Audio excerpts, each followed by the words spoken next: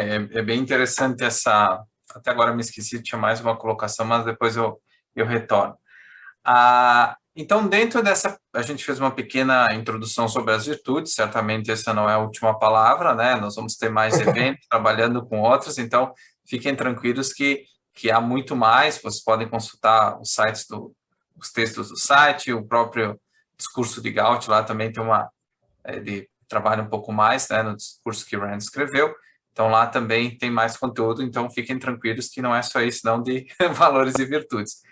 Nesse webinar, a gente decidiu caminhar, agora que foi feita essa pequena introdução, mais para uma delas. A gente vai dar atenção específica nessa segunda parte a uma delas, que é a produtividade. Então, o Ricardo comentou um pouco sobre a produtividade, agora ele vai expandir um pouco mais do porquê essa produtividade é uma virtude, né?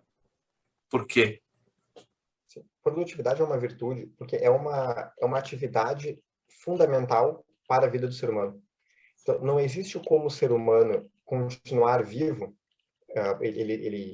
providenciar para a sua própria existência, sua autoexistência, se ele não produz, ou seja, se ele não cria algo, se ele não cria um produto, um serviço, mesmo pensando de uma forma mais rudimentar, né? Talvez tirando um pouquinho essa noção de sociedade do século XXI, eu olhar para uma árvore e ver uma maçã e eu pegar aquela maçã, isso é um ato de produção.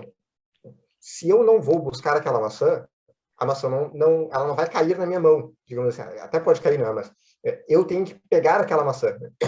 E o próprio ato de pensar aquele objeto é algo que eu posso utilizar para me nutrir, esse é um ato de pensamento.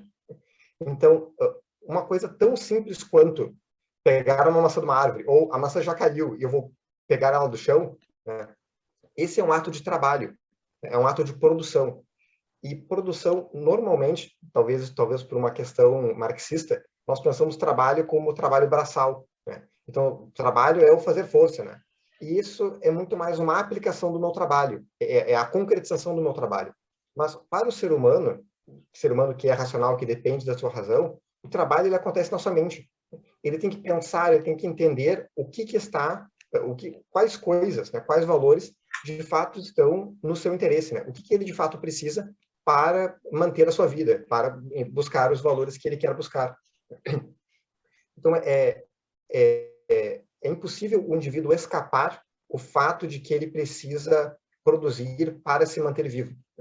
Então, pegando alguns casos borderline, pode ser o caso, um indivíduo, vamos supor, ele tem um acidente, e ele é incapaz de produzir para sustentar a sua própria vida.